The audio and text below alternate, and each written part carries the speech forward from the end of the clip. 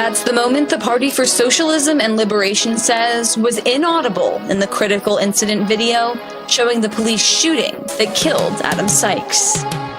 Today we tell Mike Brown and the ruling class that we won't be divided. We've seen these tricks before. Immigrants are not dangerous. Capitalism is.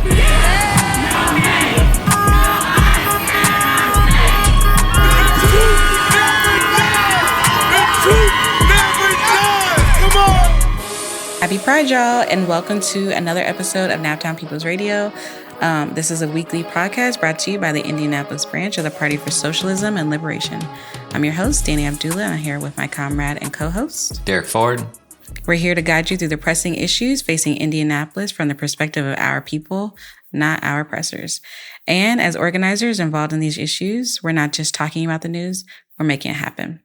So this week, we sat down with Abby Morgan, who is an organizer with Action Neighbors, which is a subgroup of the Indie Action Coalition. So Action Neighbors has a Fourth Amendment campaign that they're trying to get small businesses in Indianapolis more involved in. And it's a way to keep ICE out of our city.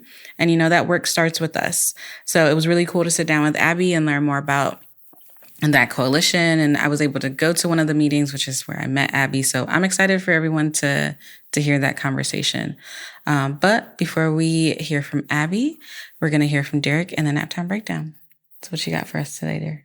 All right. Well, two things. We usually start at the international level, so I think we can do that as well. If we're thinking about, as we've been talking about the rise of China, the decline of the U.S. empire, and how it's manifesting right now in the U.S. war against Iran, which has been, ongoing for, really decades, ever since 1979 revolution, through the assassination of scientists and, other covert means, the fomenting of the quote unquote green movement in, I think it was 2009, 2010.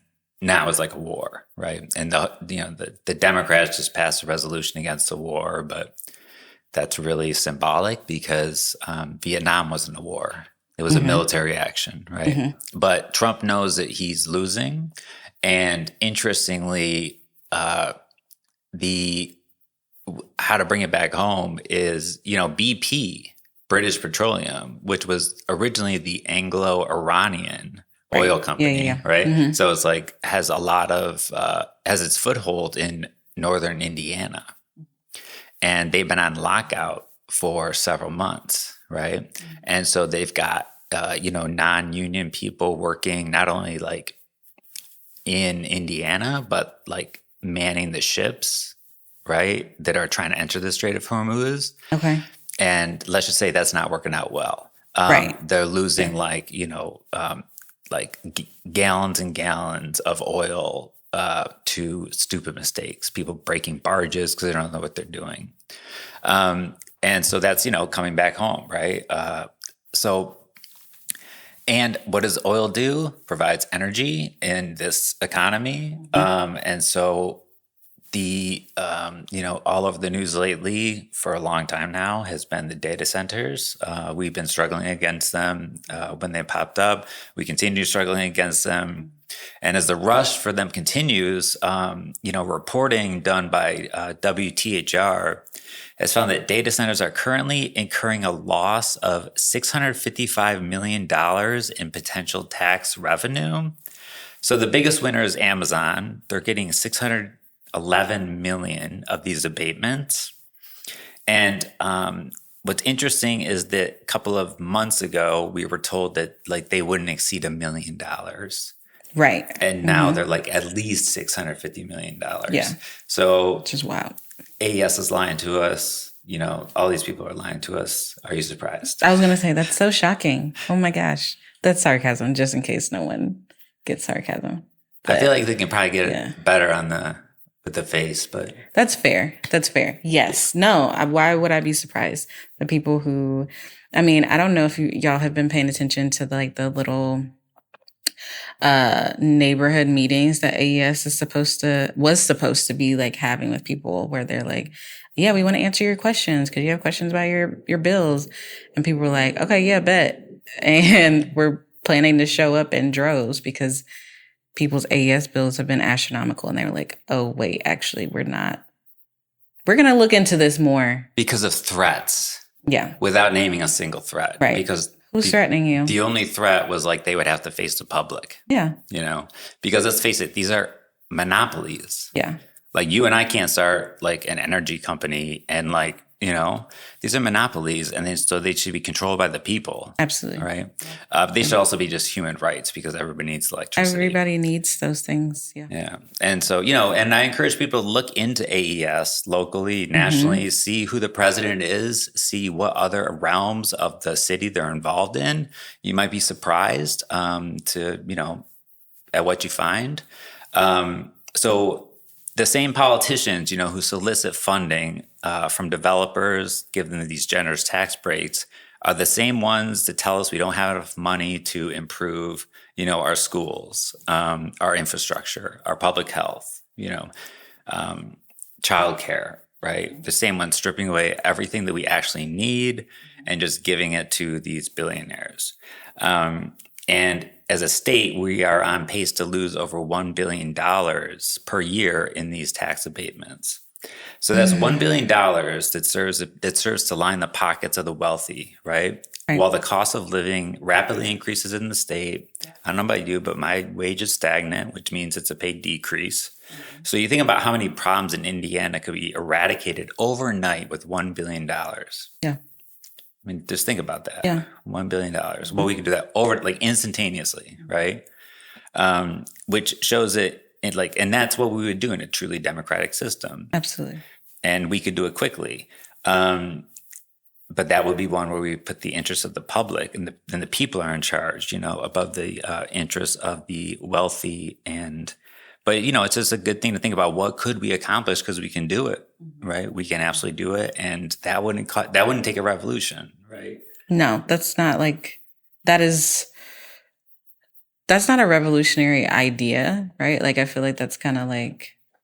That's how it used to be for a long ass time. Yeah. I mean, that's how it should be, right?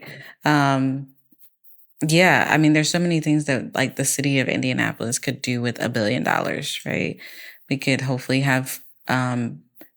Abby and I talked about this, but like, hopefully we could have better roads and not just like in Meridian Hills.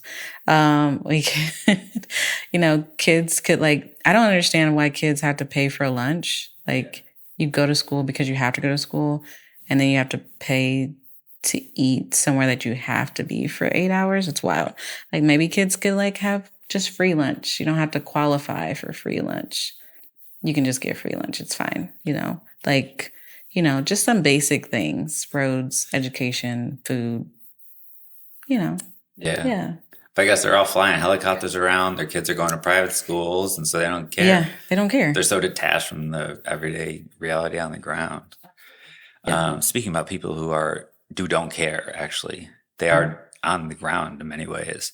But we've been covering the firestorm that is the Indiana State Prison, which is Indiana's oldest prison, I believe 165 years old. And WTHR, again, did some incredible investigating, and they released a documentary, I believe it's called Burned Alive. Is it? Yeah. And I encourage all of our, listeners, viewers to watch it because it's hard, but it's real, right? Yeah. They were not happy with that. And, props to WTHR for doing that because it takes a lot to stand up against the IDOC because the only people who basically have control over them is the governor, other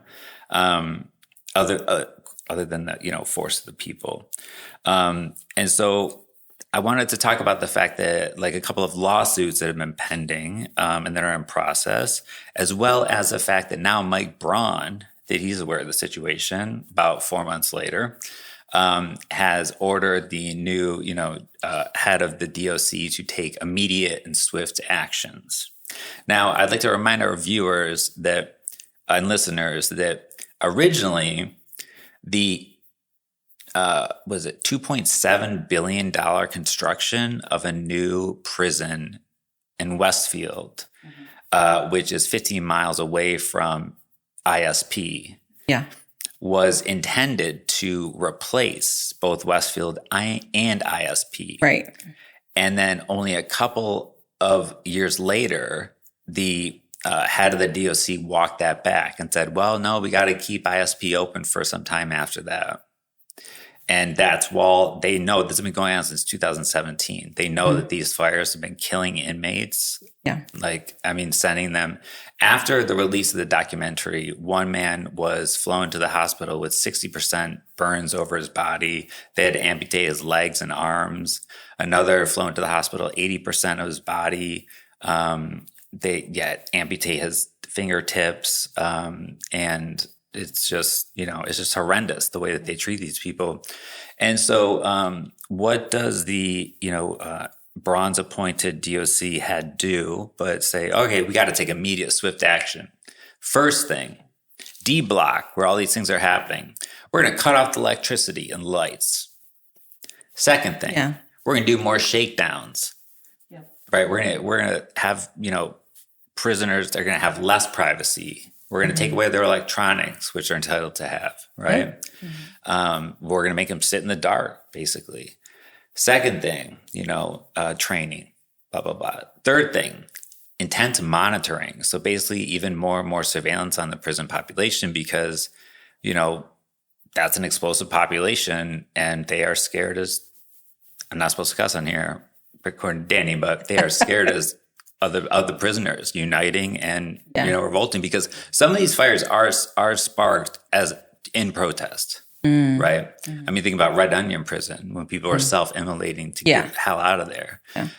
But even protests but the guards don't care. Yeah. So I mean, even if they're trained, if they don't care, they're not going to do anything, right? And so I just want to bring that up because, our brother Shaka Shakur has been talking about that. And it's like, how is nobody else talking about this in this, state? It's wild because not only is it just billions of dollars being sent to do what exactly? First off, you lied. Billions of dollars being used to imprison more people. People are being burned alive, literally being burned alive, whether it's on purpose or not. I feel like that's just basic human decency to be hey, maybe we need to figure out a way for people to not be burned alive. It's literally your job to take care of these people, protect these people, whatever the case may be.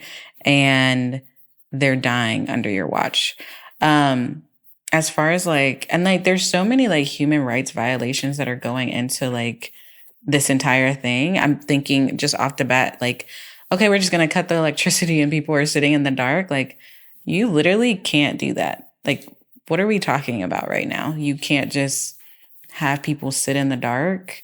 That's a safety concern also. That's also just this isn't necessarily the same as isolation, but that's a human rights violation. You can't just sit in the dark for long periods of time.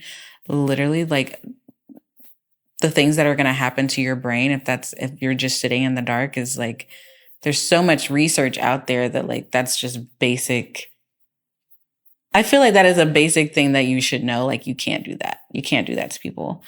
And you shouldn't. And you just shouldn't, even if you don't know the research. I don't know if you've ever just been I've never been forced to sit in the dark, but I can't imagine that's a great thing to happen. Yeah.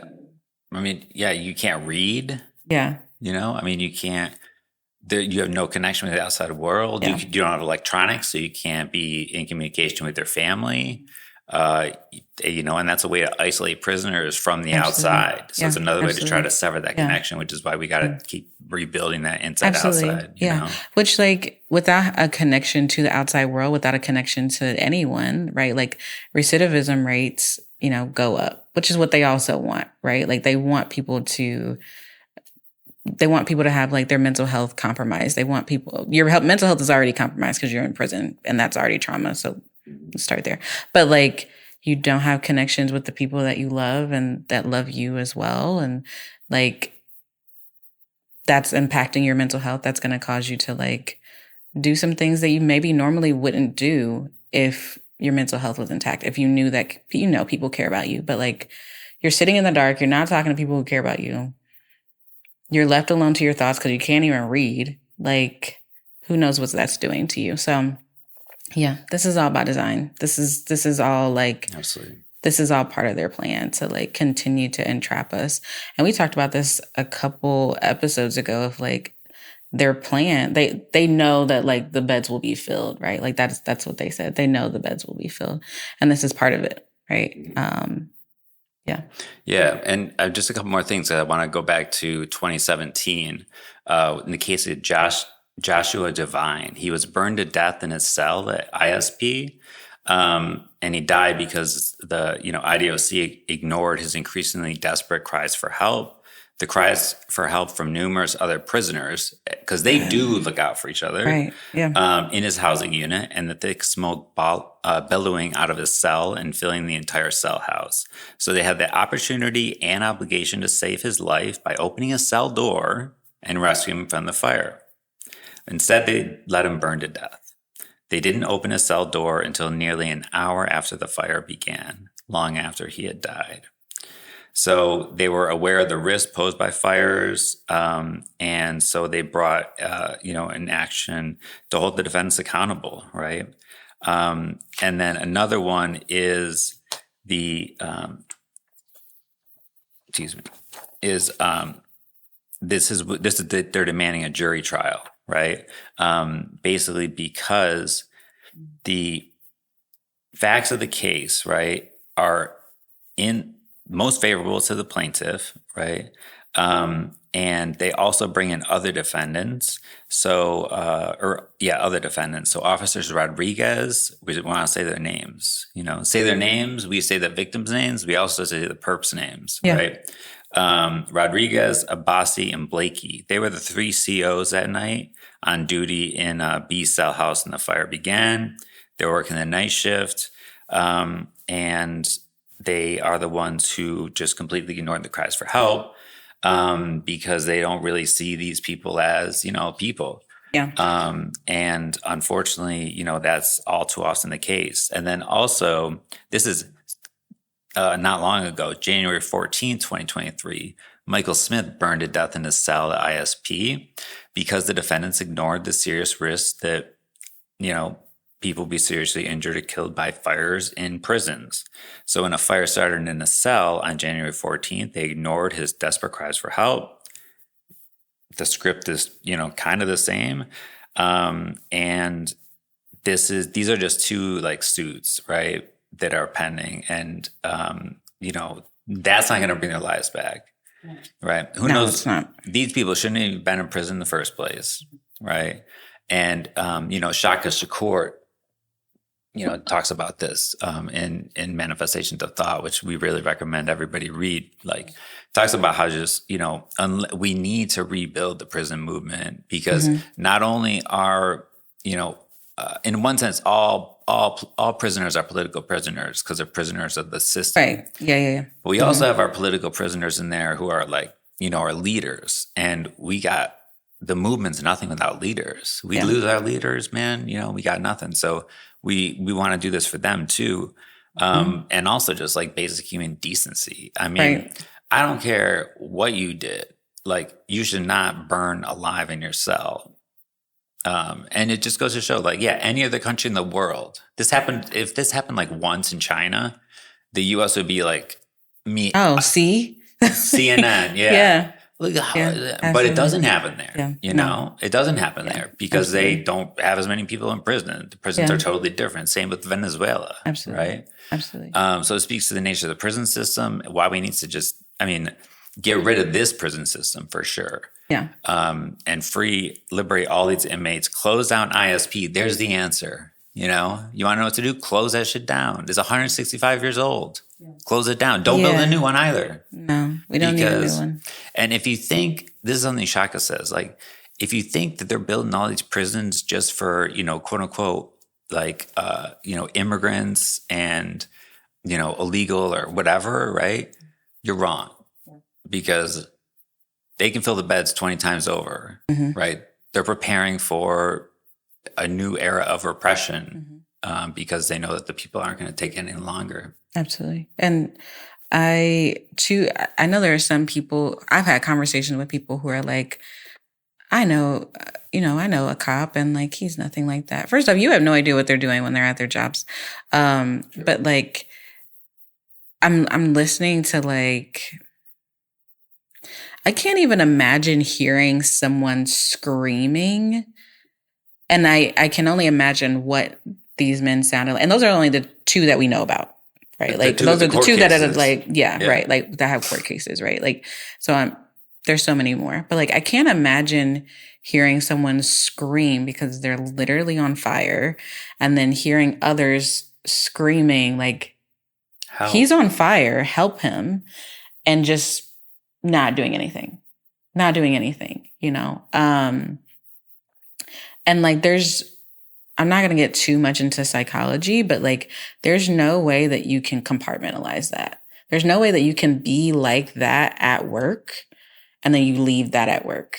Yeah. And you go home and you're like this great human being and you're out and you're going to church and you're like this great person and you care about people. There's absolutely no way that you can compartmentalize that. We spend most of our time at work, right? We spend more time at work than we do depending on where you work. But for most of us, we spend most of our time working. Mm-hmm. There's no way that somewhere where you spend most of your time, you're able to like leave that attitude there and not let some of that bleed into other parts of your life. That's who you are. Yeah. That's who you are. Yeah. And so like, these officers who are like being, put on trial for murder, right? Like you essentially murder this person. You essentially like, and I know that's like a legal term. Don't sue me. Involuntary manslaughter or right, whatever. All right. But like, I'm not supposed to cuss on here, but like. Do it. Come on, Dean, do it. Oh my God. But like, you're a piece of shit, dude. Like, like there's no other way around this. There's no other way around this. Like you were a horrible human being. And we should not let them go home to their families, who they probably abuse also, honestly. Probably. Which is why like cops have, the highest like rates of sexual assault and everything, right? Mm-hmm. We should not let them go home to their families and communities and not inform the communities about this. Absolutely. So that gives us some ideas about tactics we might pursue, in terms of raising awareness about this and the fact that these people are just callous, cold, calculating servants of the state. There's racist dynamics at play 100%, and that we don't even need these prisons. People don't need prisons for jobs or anything like that. No. We can shut them down and society would be like much better off for it. Yeah. Yeah. And I mean, we're not talking about like people who are like, I wouldn't say people who are murdering people, but like I'm thinking about, women who I've worked with who are in prison and like they murdered like their abuser. Yeah. Like there was a woman who like it got really big a couple years ago. She ended up like, I don't think she murdered her husband, but she shot her husband because she was a daycare owner and he was raping one of the kids.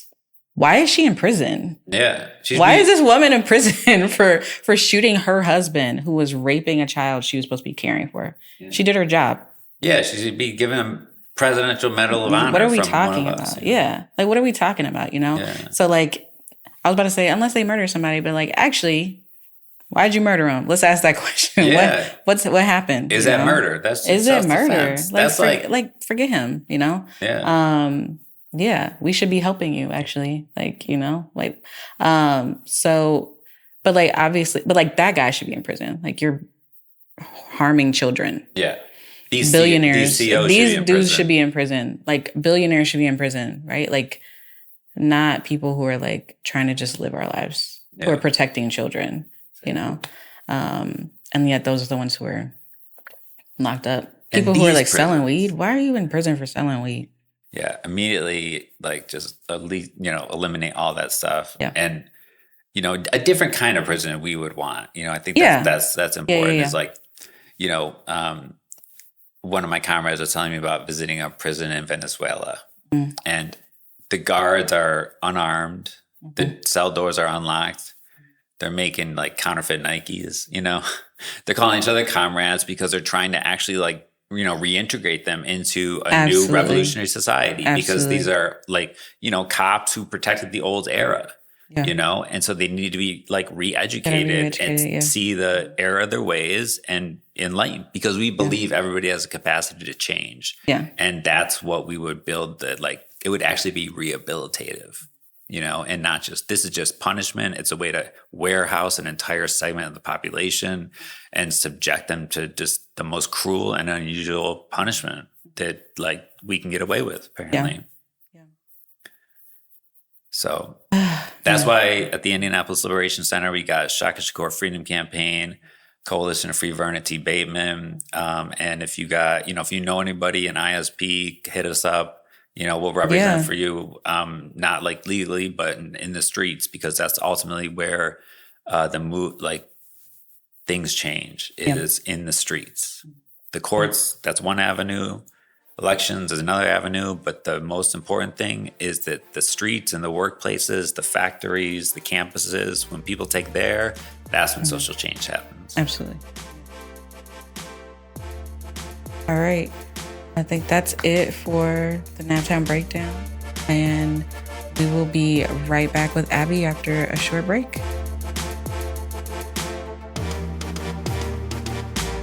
At the Indie Liberation Store, we have 2 ongoing deals that you don't want to miss. Reflect and learn on the struggle with the ILC Pride Bundle. For $40, you will get a copy of Women Fight Back, A Victory for One is a Victory for All, an issue of Breaking the Chains, and the Pride 2026 print. We are also running a print promotion. For every $15 spent in store or online pickup order, you will receive a free print of your choosing. Both the bundles and the prints are in limited supply, so make sure to stop by the Indie Liberation Store to get yours today.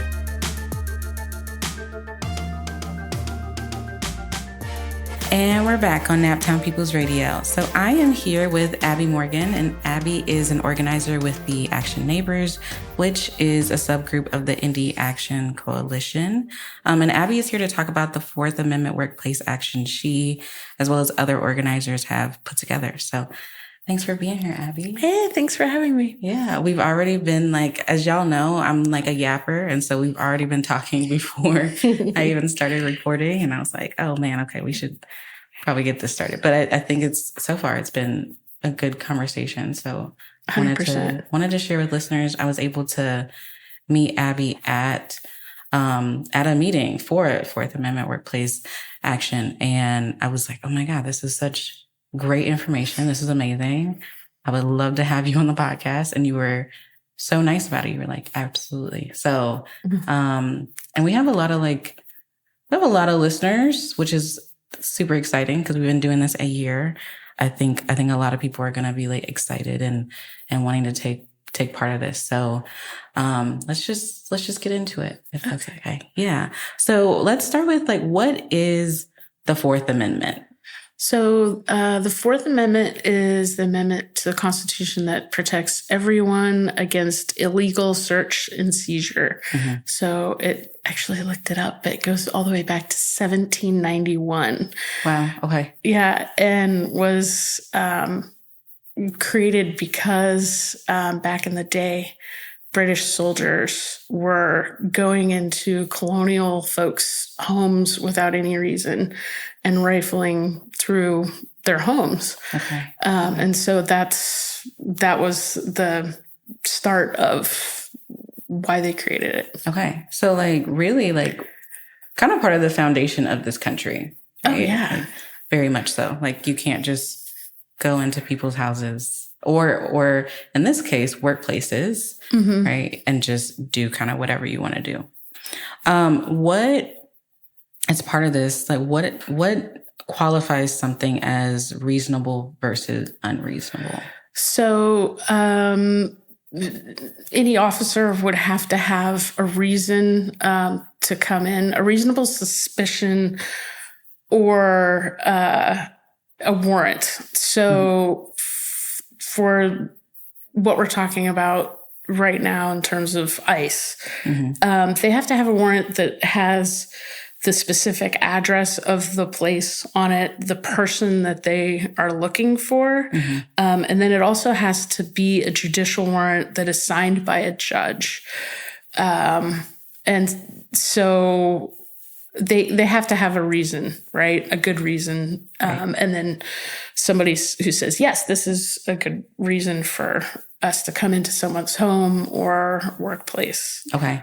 And I know we said this beforehand, and we've said this on this podcast before, right? Like, we are not lawyers. We're not like, this is not like, we are not giving you like legal advice. Right? Like, I have to say that to my clients all the time. Like, this is not legal advice. This is just some like, just information. Yeah. This is just information. Yeah. Yeah. So, so no one can like sue anybody. Yeah. Because first off, I don't have any money. So good luck. Yeah. Right. Can't bleed a turnip, right? Yeah. So good luck trying to do that. But no, that's, we've seen that though show up in the news and like, okay, this is what the warrant is supposed to look like. And there have been some cases that I've seen where the warrant is not even valid, like it's missing information and things like that, right? So yeah, under what you just said, that's unreasonable, right? Like the warrant is not. Yeah. Okay. And actually they have been using something called administrative warrants that are produced basically from ICE and have nothing to do with the judge at all. And on actionneighbors.org, our website, there are several examples of different warrants and what are valid warrants and what are non-valid warrants. Okay. We'll definitely put that in the show notes. Yeah. Okay. Yeah. Because, that's first off, people who are ICE agents are just like regular people. Like they don't have any training. They do. Yeah. But the training has been reduced significantly. I think there was a New York Times article that said that the training was reduced by like 40% in terms of hours, classroom hours that ICE agents were getting. That's not scary at all. Yeah. Okay. Well, and the classes that have been cut are the ones concerning rights. And, the legal aspects of things, so how an ICE agent needs to behave under the law. Okay. So they're untrained, they're unqualified, and they're just kicking them out. And, they're behaving brutally towards American citizens. Well, and non-citizens. And non-citizens. But to cut the classes that are about rights, I feel like shows, that you don't really care about people's rights and what is legal and what is illegal to do to people. Yeah. Right. That is, actions speak louder than words. Yeah. And I should clarify too, the Fourth Amendment is for every human in the country, whether they're here illegally or not. And the other part of this is I think, there was a statistic put out in a talk by savvy.org who they work with the Pullis Center, and then WFYI helps get the information out through various talks and on the radio, that only 2% of immigrants in central Indiana are here illegally. So most are documented in one way or another. So that number is super small. And then even still being in the country illegally, it's like a misdemeanor. It's a really low. Yeah. It's like an infraction. It's like a speeding ticket as opposed to like an actual crime. You know what I mean? But we're treating it as this horrible, awful thing when in fact, unless you're Native American, you're a descendant of immigrants. Yeah. So, forced or not, So yeah, it's like a false problem, I think. Yeah. Well, and I mean, here in like the party, like we don't really like get into if somebody's here legally or illegally, but I was at the, Marion County, I hate calling it the Justice Campus. But I was there a couple months ago and was able to meet with men. It's only men there who are ICE detainees. And all of the ones I spoke to, and there were a lot of men, and all of the ones I spoke to were like, I have a green card. They are documented. Yeah. They are here legally. And yet they are still being detained. And it was interesting because an article had just come out recently at that time, and it was stating that, oh, they're only there for like 48 hours. And like, I would probably say like at least half, I'm probably being generous, but at least half of the people I talked to, they were like, been here for like 8 months. I've been here for 9 months. Wow. Like, what that is not true. They had been there for months and they didn't have like running water. Some of them were not getting food that were meeting their like religious standards. Yeah. So they were just like eating bread really. And so it's, so the conversation of like illegal versus legal, at least here in Indiana, the ones who I spoke to were like, I am here legally. Yeah. So, yeah, it's disheartening. At the very least. Also, I mean, how we treat people, I guess we're not well, it's kind of gone down the toilet, right? Yeah. If it ever was any good at all. I spoke to an immigrant from Venezuela who had a meeting with ICE. It was a regular, I can't remember if it was yearly or monthly meeting. And she was terrified that if she went into this meeting that she would never be heard from again, understandably.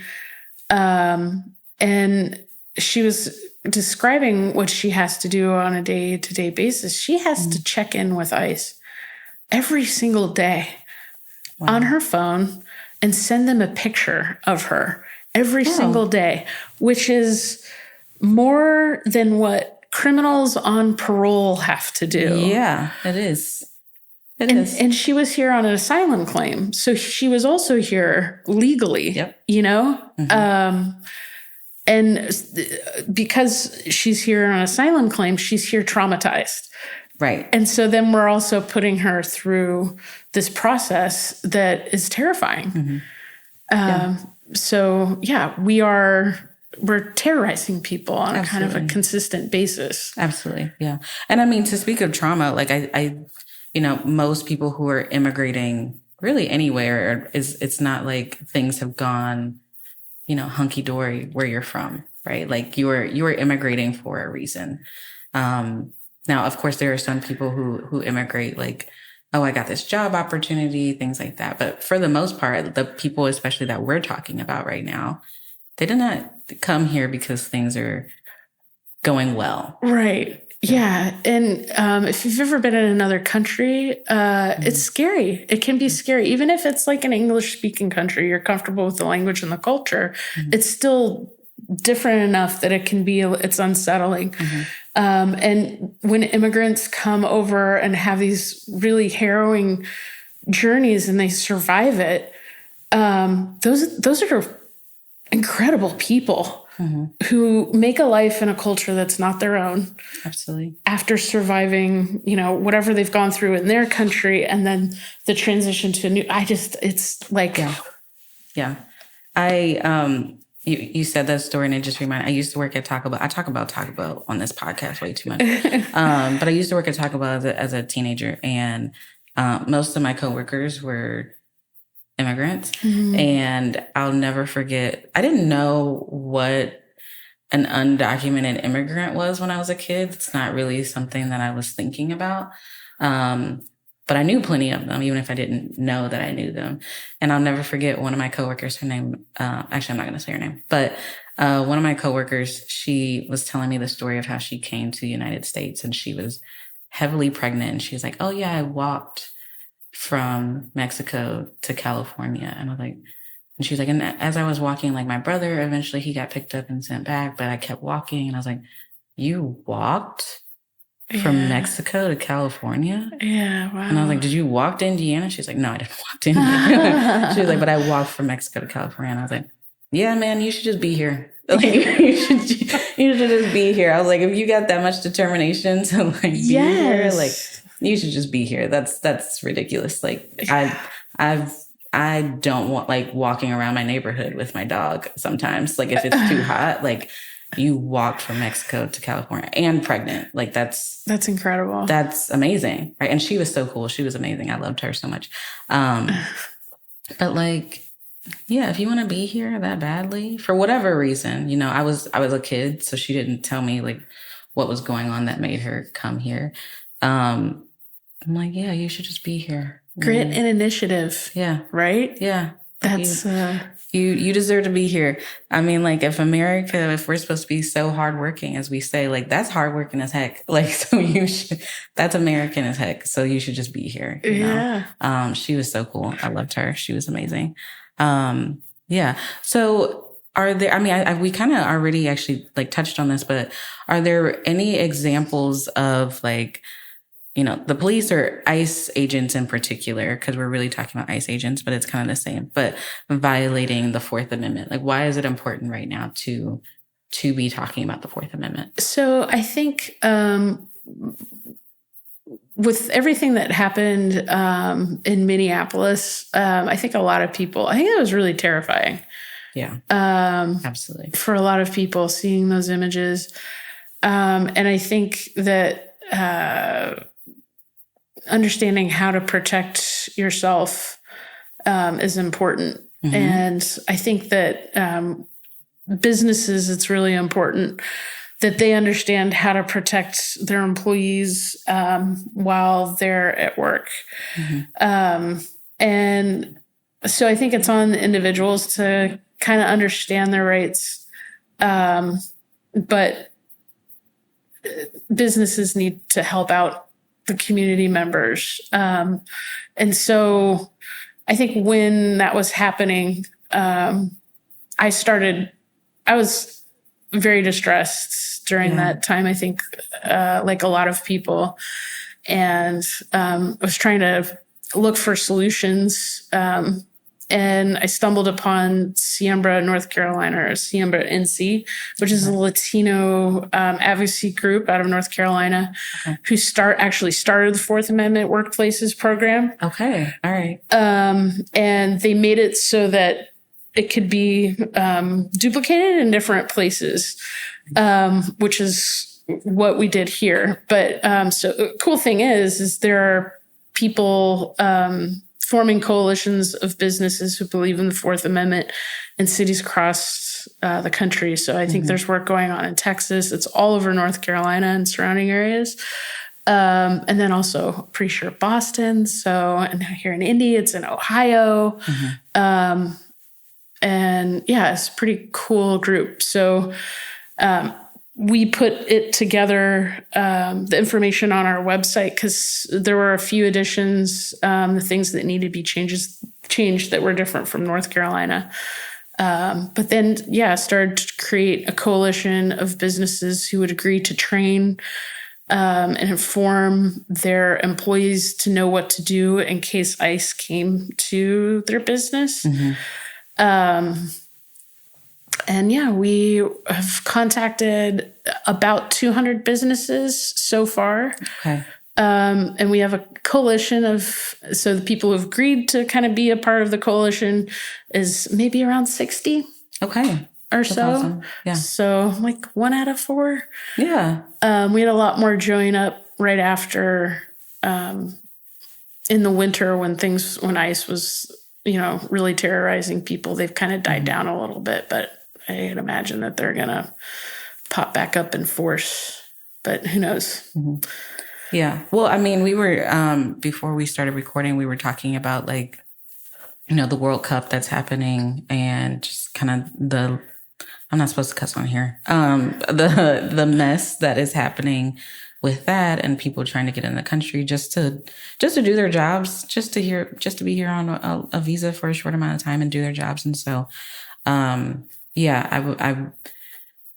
never hoping that things escalate in that manner, but that's definitely a possibility that things will in that capacity. Yeah.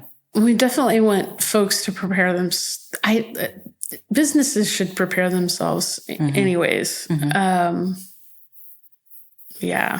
Just because ICE has always been here. So the way they're behaving now is really scary, I think. So, yeah. Well, and ICE, I mean, this this form of ICE is new, right? Like this is relatively a new phenomenon in this country of like the way that the state is going for like undocumented immigrants and because this was, I can't remember the exact year. I know we've talked about it on this podcast before, but I feel like it was pre like 9/11. Like ICE was not a thing. Like the way that like getting immigrants and specifically getting undocumented immigrants did not look this way previous to 9/11. So, and then it's just kind of escalated and gotten worse every year, honestly. Yeah. Yes. Your face. Yes, I think that's maybe the nicest way we could put it. So you kind of talked about like how this coalition started. It sounds like, and you tell me if I'm wrong, but it sounds like it kind of started with like you seeing these images and like wanting to do something. And it sounds like folks who are in North Carolina like had this idea, had these like resources already, and like kind of just adapting them for Indiana. Yeah. Right? So it's not just you. Hopefully it's not just you. Well, yeah. So I got connected with Indie Action Coalition at a No Kings rally, I think, last fall. Okay. And trying to take some agency over my anxiety, I guess, and anger about the political situation in the country. I've been protesting since probably George Floyd. That might have been my first meaningful protest that I'd gone out to. And if you go to enough protests, we were talking to before, it's really fun to protest because it's one of the few places you can scream in public and not, like people not think what is wrong with her. So that's kind of fun. Absolutely. But I started to feel a little bit like maybe this really wasn't doing anything, that we weren't having any positive effect, and wanted to actually take action. Yeah. And Indie Action Coalition is great because it gave me this sense of community, but feeling like we were with other people who really wanted to do something. So Indie Action Coalition is actually a group of mostly concerned congregations, different churches. And I am not particularly religious. I kind of lean Buddhist, but that's sort of more of a philosophy. But so I went to these meetings and got kind of lumped in together with like the stray cats, non-affiliated, agnostic, or other. And so we formed a group called Action Neighbors. And so we've been working together since last fall, and have been supporting each other in some of the different initiatives that we're interested in working on. And this Fourth Amendment, I guess, program was felt like it would be really effective in terms of trying to make a difference for the community with this specific situation. So I've trained a whole bunch of volunteers, but I think a lot of people don't have a lot of time to canvass businesses, or it's intimidating. Talking to businesses, doing like essentially cold calling by walking into a business and saying, "Hey, can I speak to a manager? I want to talk to you about Fourth Amendment rights. Have you prepared your business in case of an ICE event?" That kind of thing. But yeah, that's what we've been doing. And I was just out canvassing yesterday. And it's really, really fulfilling. So if anybody's interested in canvassing. Yeah. Okay. So if they're interested, what would they do if they want to get in contact with you? How does that work? Yeah. So you can email info@actionneighbors.org. But yeah, what it entails of is going through a little bit of a training, 1 to 2 hours, and then going out into your community and taking the initiative to talk to businesses about Fourth Amendment rights. If they are interested in joining the coalition, great. If not, still providing them the information, because it's most important that businesses who need the information get it. Right. Some immigrant businesses are leery about signing up with a coalition of businesses from some random lady who walked into their business. So totally get that.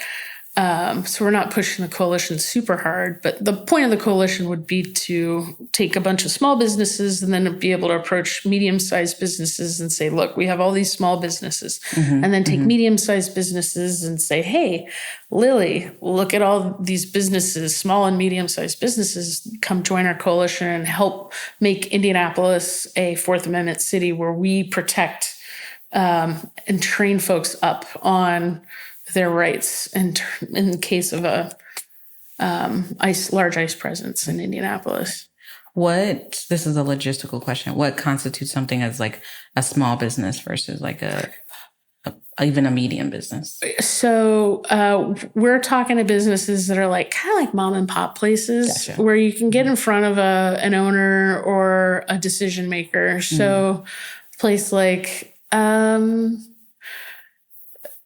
even like Cunningham Group, which owns tons of businesses or restaurants around Indianapolis, that would be like a medium-sized to large-sized business. Okay. Where it's hard to get in to talk to the owner. So we're really not approaching places like that because it's harder, to get in front of folks. So not like chains. Chains are big businesses. We're not going to Subway. Yeah, no. Oh, okay. No, we're going to like your favorite restaurant down the road. Okay. Valid. Okay. Fair. And I'm glad that you said this point about like, going to these protests, and protests can be cathartic, right? Like it can be a really good way of like, okay, this thing has happened. George Floyd, right? Somebody has been murdered by the police, and being upset and going out and being around people who like care about the same thing and getting it out that way. But there comes a point where it's like, okay, what are we going to do after the protest? Right. And that's exactly what this is. It's like, it's not just enough to go to an ICE out of Indy rally. That's awesome. And that's great. And if that's what you have time for, please keep doing that. But also like, that's not enough, right? Like we got to do something else outside of that. Yeah. Absolutely. Yeah. Absolutely. And there's a lot of different ways to connect with that. If I know Stuart Mora has the Indy Organizing Project, and he's really focusing on trying to end the detention center at Miami Correctional, and trying to draw attention to. He's been on the podcast before. See, that's awesome. Yeah, he's great and very cool. Yes. So there's all different kinds of places to plug in to do more in terms of like volunteering and, whatever floats your boat. Somebody's got something. That's exactly what I was thinking as you were speaking, is like people care, people like, regardless of what like kind of the media is saying, well, this is also the media, but regardless of what like mainstream media is saying, like people do care. And if there's something that you care about, most likely there's probably a group of people who also care about that thing. And there's probably already something out there that you can get involved in. And if not, right, you can be like Abby and like start your own little subgroup of stray cats and do the thing. Yeah. Yeah. And if you have, come join Action Neighbors if you are a stray cat as well and you have something that you care about and you want other stray cats to support you. Yeah. I love that, stray cats. I think I'm going to remember that forever. What has kind of been the response from people so far? Yeah. So kind of all over the spectrum. We had one business owner say, I hope ICE shops here, which was shocking. Ooh. And I could have argued with her, but I'm like, no, I'm just going to remember that and never shop here. Yep. And then, yesterday I spoke to a woman who was the manager of a business. And so she couldn't make the decision as to whether or not to join the coalition. But we talked to her a little bit about, as we were talking to her about how to prepare the business, like creating spaces, private spaces at businesses where are for employees only, and putting signs on the door that say private ICE is not allowed in here. That is a Fourth Amendment protected right. And she didn't understand that, but she said, this is really great. My husband is from Nicaragua, and he has been followed by cops, and he's a U.S. citizen. He's been here, since the 80s. Oh man, he's been here longer than I have. Yeah. And so she was really appreciative for the work that we're doing. And, there are business owners who they love their employees. Yeah. And they want to protect them.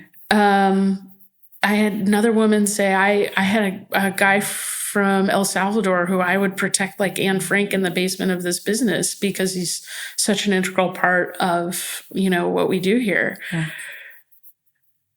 It's people, and, businesses are like little families. Yeah. And so it's largely been very good. And again, there's some folks who, are like, who are you walking in here? So I don't trust you. And so I'm just going to pass. But, and then there's some other racist folks pop their heads up every once in a while, but it's few and far between, actually. That's awesome. At least in Indianapolis. So, which is where we're doing the majority of the work. So I don't know about the surrounding areas, but is it happening in surrounding areas? Like, or is there the canvassing happening there as well? We had one person canvassing I don't know if, a couple of places have been canvassed outside of Indianapolis, some of the smaller towns. But yeah, you don't have to say where, but yeah. Okay. Yeah. Okay. But that's awesome though, that like it's happening. I don't know what the response is, but like, I think, I think there's people who care everywhere, and so like trying to get those people involved is amazing. So yeah. Oh, okay. Yeah. It's always looking for folks though who are willing to devote a little more time and initiative to it. It does feel a little lonely, but I go out when I canvas. I like to go out with someone. My mom, she's 78. She'll go with me, and it's really hard to be rude to a 78-year-old. That's fair. White lady who looks super harmless. She's not a Karen, so. Yeah. That's a nice little tactic, actually. Like, to, right? Like, bring your mom along. Like, this looks like your grandmother. This looks like your mother. Like, what are you going to do here? And we look a lot alike. So it's like, oh, isn't that sweet? It is sweet. I love that. No, I do love that. Like, that's cute, but it's also like, I mean, it's not just like young folks who care about this also, right? Like it is also, it's multi-generational. It's actually in our group is mostly older folks. That's amazing. Yeah. I love that. Yeah. Well, we need younger folks. Yeah. I think the youngest is 42. Okay. That's still young. I don't know. Well, but like whenever you're to have some 30s and, some 20s. So, and it's not also like I've asked everybody their age. So maybe I'm wrong, but yeah. Okay. That's fair. You kind of touched on the goals, but just like more explicitly, it sounds like, right, trying to get small businesses here, especially in Indianapolis, right, to like be a part of this coalition, or even if they're not a part of it, but to like at least know their rights, at least like be able to know how to protect themselves as well as like their immigrant like employees, things like that. Eventually wanting to like get big businesses. Like you mentioned Eli Lilly. Yeah. Is that like the like golden egg? Is like, well, Sambor, North Carolina, they were able to make Durham a Fourth Amendment city, from what I understand. Okay. And so there are cities can pass resolutions Okay. that say, it's largely symbolic, but it's, we support the Fourth Amendment, which is nuts because it's a part of the Constitution. Yeah. Right? To We say should all that. support the Fourth Amendment. Yeah. So, I mean, it seems pretty basic. And we actually sat down with the mayor and said, will you do this? And he's like, well, city county council has to do it, or, okay. Well, Okay. he could, I feel like really he could do something. Joe Hogsett is not my favorite person in the world. I think most listeners know that. I think as far as city county council goes, I think the only one I would vouch for is Jesse Brown. But okay. Maybe I should just approach Jesse Brown. You should absolutely approach Jesse Brown. Like, let's figure that out after we finish recording. Jesse Brown is amazing. Yeah, he's dope. Yeah. Okay. He would absolutely be, there's no doubt in my mind that he would 100% be behind this. Yeah. Very cool. Okay. I like the way you think. Yeah, for sure. Yeah. But that's what this is about, right? Is like coming together and like, I don't need to know like your political standpoint, but it doesn't have anything to do with like being a Republican or a Democrat or a socialist or an anarchist. Like, we want to protect people. We want to like protect our neighbors. We want to protect ourselves. And yeah. Yeah. And what's great about this is folks on the right really like their rights. Yes. Like a lot of times it's 2A rights. Yeah. But Fourth Amendment rights are really important too. Yeah. So yeah, it's not, this totally crosses all political absolutely colors. Yeah. So like, I mean, it feels basic, right? Like it's the Fourth Amendment. Do you believe in the Constitution? Do you believe in the Fourth Amendment? I know. I mean, like, but yeah, and Jesse Brown is dope. So yeah, we'll definitely let's rap about Jesse afterwards. But okay. Yeah. So okay. So eventually getting hopefully the city county council on board. Joe Hogsett could definitely do something. You don't have to trash talk Joe Hogsett. I can trash talk Joe Hogsett. I don't know him well enough to trash talk him. But yeah, there's people in Indie Action Coalition who are not big fans either. So I've heard a mess of stuff about. I've heard some really crazy stuff about the mayor actually. Yep. Mm-hmm. It's probably all accurate. Like, I wouldn't normally say that because there's so many people just kind of say whatever, but Joe Hogsett is not doing his job. Actually, also my children are a little more politically aware than maybe most 12 and 7-year-olds because of who I am. But we were driving the other day and we were talking about how the roads are not fixed because of Joe Hogsett. Yeah. It's it's a little more complicated than that. But you could just, have better roads, it's a little embarrassing that we're the crossroads of America and the roads are horrible, that's just very basic. The roads, well, actually it's not basic because people's cars are being torn apart. Well, let's be honest, it depends on what part of town you're in. Because depend on that. If you live on a town or on a road in Meridian Kessler, where there are people who like to ride their bike down that road, it will get new pavement, even though there are roads very close by that are like the surface of the moon. Yeah. Yeah. No, I went to breakfast with my mom on Sunday and I haven't been in Meridian Hills in a while because I don't live on that part of town anymore. But I was like, wow, it must be so nice to be able to just drive and not have to dodge potholes. But the governor lives here. So of course, the roads are nice. So yeah, you're right. It depends on what part of town you live on. And it depends on who lives in your neighborhood. And we talked about this a couple months ago, but city county council, they got some money, each counselor got some money to do something with, and most of them fixed the roads by their house. I'm like, oh, cute. Okay. All right. I'm like, that's great. Okay. So disappointing. Yeah. Whereas, Bob Ostley, he is, he's a counselor for Hallville, and we have a volunteer here who lives in Hallville, and like they've asked, like not that particular volunteer, but like they have a neighborhood association, and Bob has come to those, and they've asked, like, when are you going to get the roads fixed here? Mhm. And he's like, oh, it's out of my hands. It's up to like higher powers. Like, you are the city county councilor.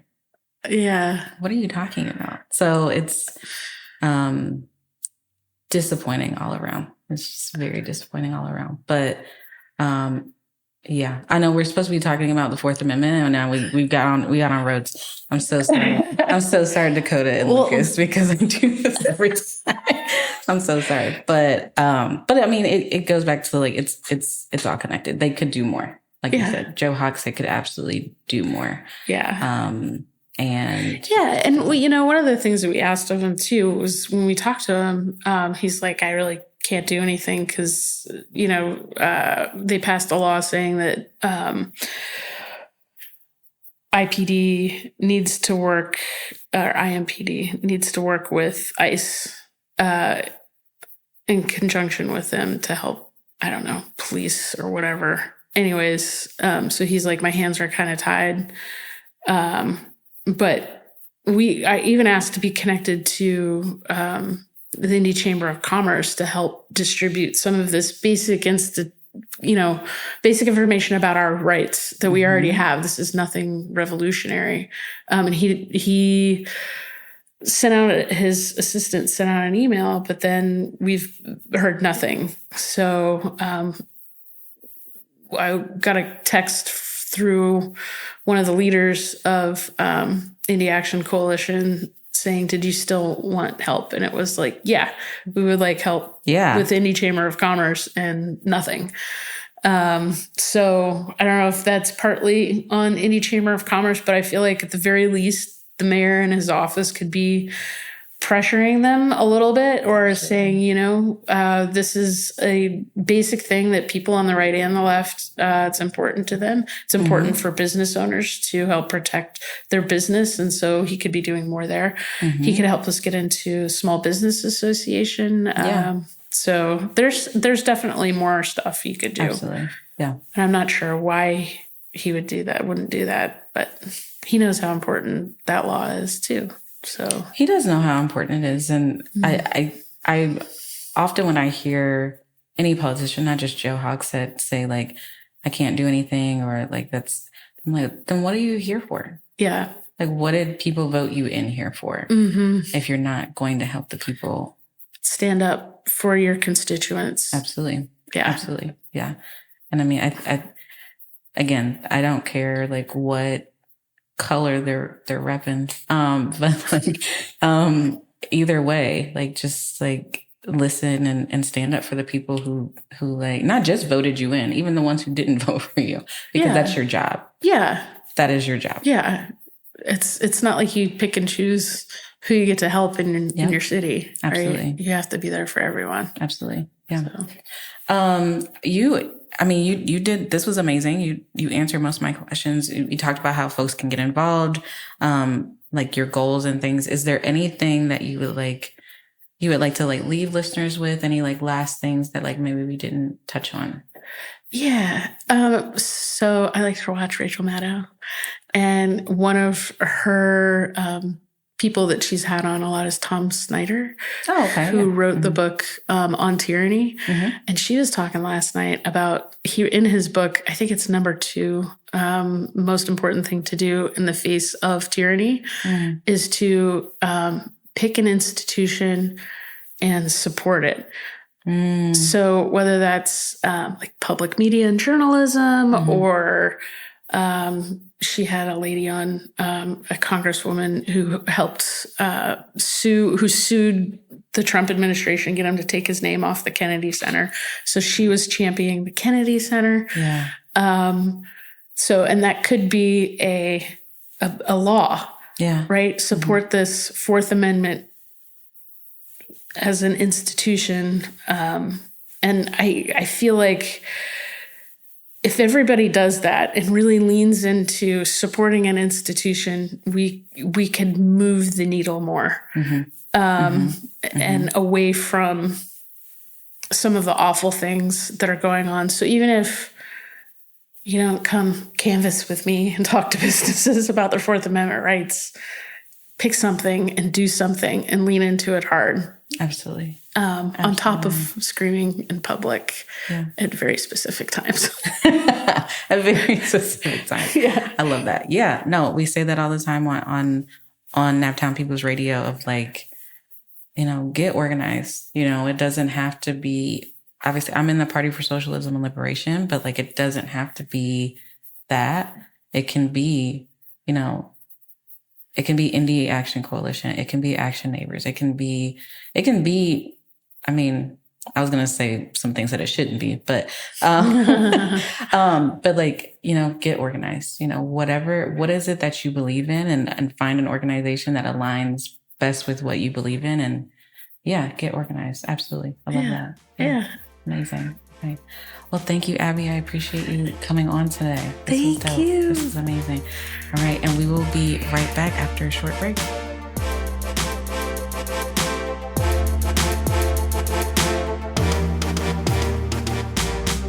All right, so we are back with Naptown People's Radio. What is on deck this week at the Indie Liberation Center, Derek? Well, this month is definitely popping all over the city and, of course, at the Indianapolis Liberation Center.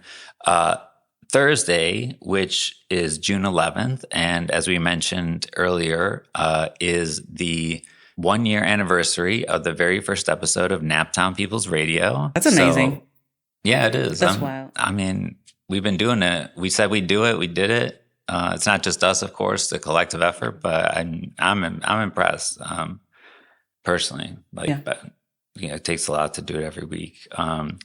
So June 11th, the last meeting of the Artists Must Take Sides is going to be held here at the Indianapolis Liberation Center. So the Fonseca Du Bois Gallery and the People's Forum and Artists Against Apartheid have been holding this course series about just the role of art in revolution. Obviously, art doesn't make revolution, but it contributes to it. So this last one is going to be 6 to 8 p.m. at the center. Come up, even if you haven't been to anyone before. It's going to be like a salon kind of thing. So we're going to reflect on what we've learned, maybe add some additional thoughts, and then put it in practice somehow, whatever way we feel comfortable. And Friday, June 12th, 6 to 9 p.m., we have a wood burning workshop with Nazreen Khan. So for those of you who were at the art opening, or have seen her work, it's just amazing. There's a really great opportunity to actually engage in that practice. Also on Friday the 12th, Body Buzz and Rooted Legacy are doing a movie night at their new farm location. This is at 865 North German Church Road. The gates open at 7:30 and the movie starts at 9:30. Only $5 for admission, $8 for 2 tickets. That's the deal. They'll be showing Hidden Colors, and there will also be live entertainment as well as food and drink vendors. And if you don't know what Body Buzz is, we got an episode on it. That's right. Go to indieliberationcenter.org, and they're one of our affiliated members because we support what they do. They're doing great work in the community. We always want to uplift that. Saturday, 9:30 to 11, we have Circle City Sangha. They're regular mindfulness meetups. Same thing, Emancipatory Emotions. So Sunday yoga at the Liberation Center, Sunday 6 to 8 p.m. And then the store is going to be popping. The Indie Liberation store is going to be popping. We've got a bunch of new dope posters, prints, books for Pride, and for all the struggles, because they're all connected. The prison struggle, et cetera. And then just to get a little bit ahead, but like June 17th, we have a Queer Latino Art Open. That's going to be 6 to 9 p.m. And then Juneteenth, one of the many events we'll be doing will be a Radical Roots Anti-ICE Juneteenth open mic together with STFU. So it's Indie Liberation Center and STFU bringing you that open mic. We hope to see you there. There's no, don't be shy. As soon as you get in there, it's a very supportive atmosphere. Absolutely. People, encouraging. And also, let's just be real. Like, you might think you're bad, but trust me, you're not. Yeah. My 12-year-old spoke at the last one we did with STFU. And like, that was his first time. And like, everybody was so like encouraging. So yeah, no, I also got up there because I was trying to show him it wasn't that bad. So yeah, no, everybody can do it. Yeah. Also, you might see us, hopefully you'll see us at Pride on the 13th as well. Yeah, come by our booth. We got a booth. We'll be there both days. Yep. Sun up to sundown. Get the latest literature. We got good discounts. We've got the most relevant texts to read. We carefully curate our selection. It's not just like we buy the most popular books and like LGBTQ on Amazon. We give deep and serious thought to it to appeal to a wide variety of people, but also to get the information that is actually like needed to advance the struggle. Absolutely. To move from pride to actually taking power for liberation. So we hope to see you there and check out the literature, the merchandise, the gear. Also chop it up with us, learn about the struggles, the member groups. If you got a struggle, let us know. We might be able to build together, to plug it in. If you got questions about the center, what it means to volunteer here for any of our groups, just please come on by. That's what we're here. We're here for the people, Absolutely. And in the meantime, come by the Indie Liberation Center, because that's what we're here for. The people is our liberated space, our liberated territory, and there's no reason for you not to come in. Yeah. Can you think Unless of you're one? a Fed. Unless you're Fed, yeah. Or cops. No cops. Yeah. So yeah, that's it for this week's episode of Naptown People's Radio. If you found the discussion useful, helpful in any way, please pass it on, leave a comment, share it, and, show us some love, most importantly, at support.naptownpeoplesradio.com. The road ahead is long, but we walk it together. Study with your comrades, build with your people, and always remember, theory without action is paralysis, but action without theory is chaos. Once again, I'm your host, Derek Ford, here with my comrade and dear co-host, Annie Abdullah. Stay dangerous, stay disciplined, and stay in the struggle. We say all power to the people. That means that we are our own liberators. We don't depend on nobody else. We depend on ourselves. We take responsibility for ourselves, and therefore we step up for our organization. Those that have proven by their actions and their practice that they represent for us. All power to the people and peace. Collaboration. Like, we act as if there's a scarcity of rights. If gay people get rights, women can't have rights. But that's not true. A victory for one is a victory for all. At the end of the same, And you talk about people being fearless in the face of whoever there is. They don't care. To the Liberation Center, I would say, this is what we need.